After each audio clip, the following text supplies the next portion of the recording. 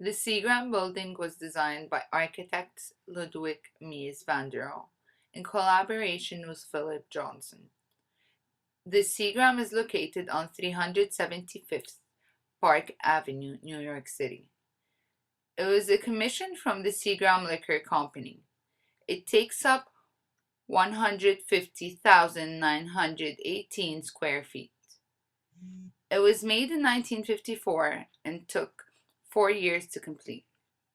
The office building is 516 feet tall and contains 38 stories. The Sony Tower, formerly known as the AT&T Building, was designed by architects Philip Johnson and his partner John Bertie. This building was completed in 1984.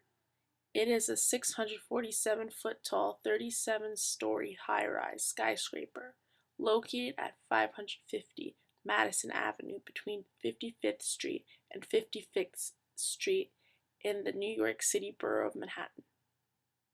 It has a spectacular arched entranceway, measuring about 7 stories in height.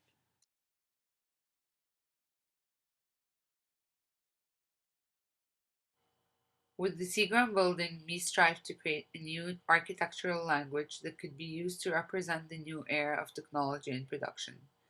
It is often regarded as the pinnacle of the modernist high-rise architecture. It is considered a modern icon in New York City, mainly for its appearance and the way it was constructed.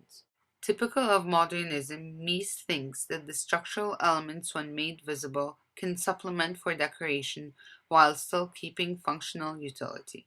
It is a much more honest way to converse with the public than any system of applied ornamentation. The Sony Tower is on the complete opposite side of the spectrum from the Seagram building.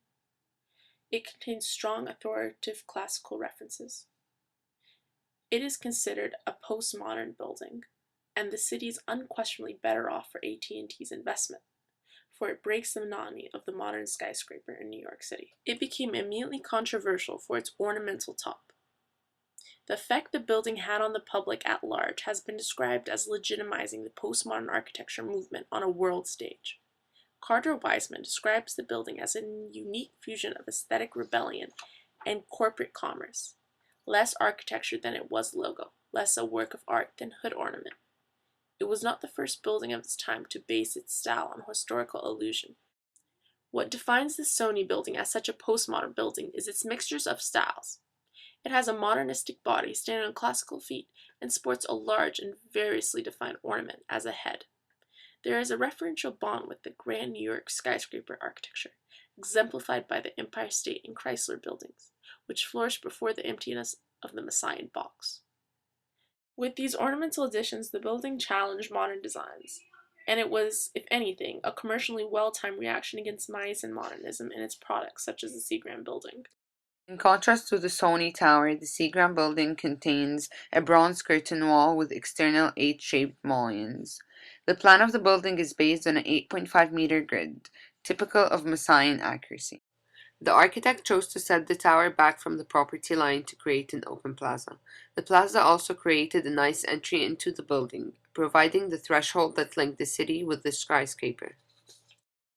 With its grand curtain glass wall, its use of structure for decoration, and its implementation of a grid, the Seagram building is undeniably an example of modernism at its best.